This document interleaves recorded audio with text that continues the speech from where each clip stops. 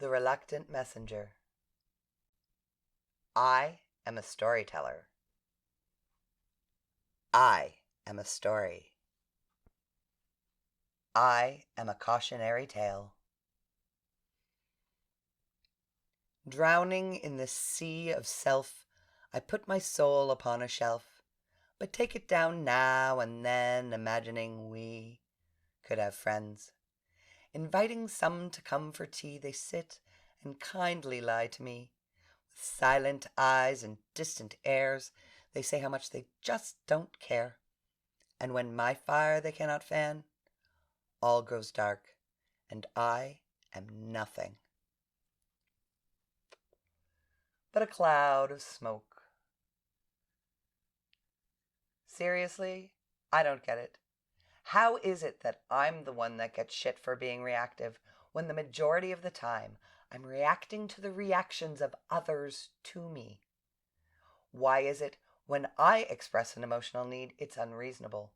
Yet I'm expected to be compassionate to the desires and sensitivities of everyone around me and not dare step out of line. How do I just be myself, like everyone says I should be, when every time I try, I get checked or invalidated? How can anyone honestly say to me that this feeling like I just don't belong here is all in my mind? Yep, it is me that's the problem. It has to be. You actually agree with me when you tell me I'm wrong. You say things like, "The problem is the way you think." Ergo, I am the problem. My real problem is I cannot escape the big picture. And every time I try to show someone my true vantage point, it is immediately reduced to individual experiences and the invalidation of my feelings. Every thought seems so true in the moment, and in the next, truth seems to be the opposite. Yet, it doesn't negate that first truth. Life is an endless tennis match. Human nature is dialectical. We are both substance and spirit. All things are. Substance relies on spirit. Spirit, however, will be regardless of substance. We are that substance, or not, as we negate spirit in the name of substance. To deny the energetic reality of the human spirit is like to deny that living things need oxygen to survive. As long as our air remains breathable, nobody really notices the difference. We have so long deprived ourselves of healthy spiritual environments that our souls are suffocating and conditioned to breathe the smog of the self, truly our own flatulence. We are as convinced today that we can create our own truths and fix nature as we once were that bloodletting could heal the sick or dancing would bring rain. Self-awareness is what sets us apart in nature. Arrogant egos are what blind us from the fact that we are a part of nature. And I, stuck here in this world of our design, cannot ignore its call. You see, since I was small, I've had a deeply visceral spiritual connection. There's this spot in my soul where the universe speaks to me, not in words, but sensations. They always emanate from my core, that spot behind my diaphragm where all of my life systems converge, vascular, respiratory, and digestive. The processing and distribution center for physical energy. Fitting, too, it would be where I receive my signals from source and transform them into the messages the universe has designed me to broadcast.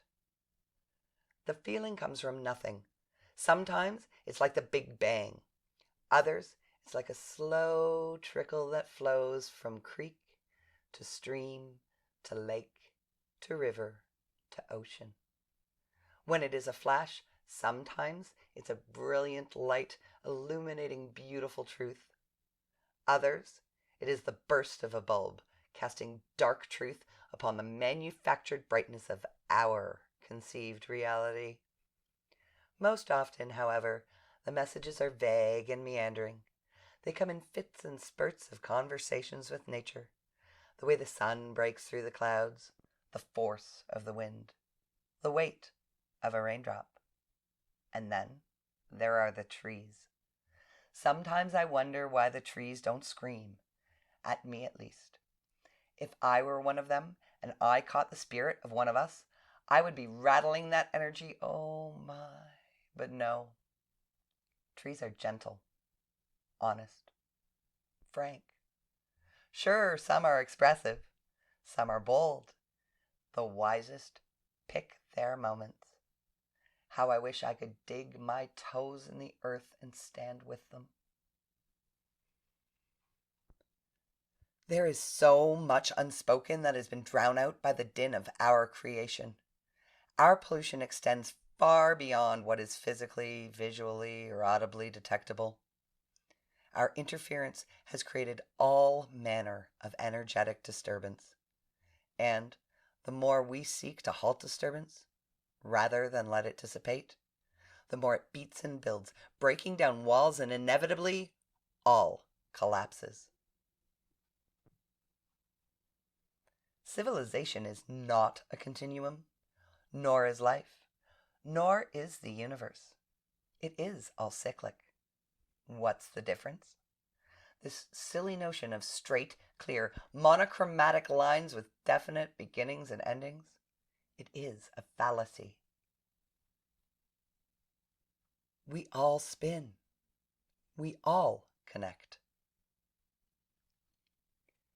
When the feeling comes, it rises like an effervescence through my flesh, raising my hairs as it permeates my skin, and often pushing its way from my lungs, past my vocal cords, wagging my tongue. I go out into the world. I observe behavior. I read body language. I evaluate what I experience. Then I come home and I say things like people need to or people don't. But who am I to tell anyone anything? Honestly, I'm a hypocrite.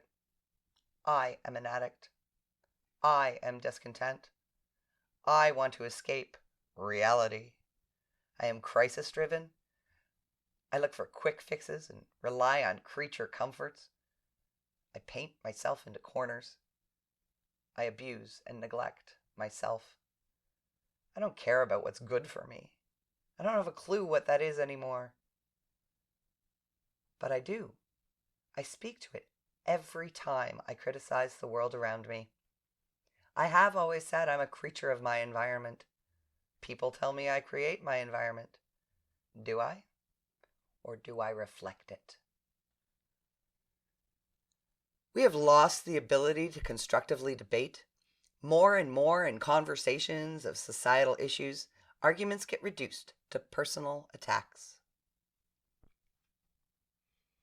The shift of focus in the 20th century onto the individual, to the exclusion of all else, has so completely distorted social worldviews that the majority is absolutely oblivious to the faulty logic that drives civilization.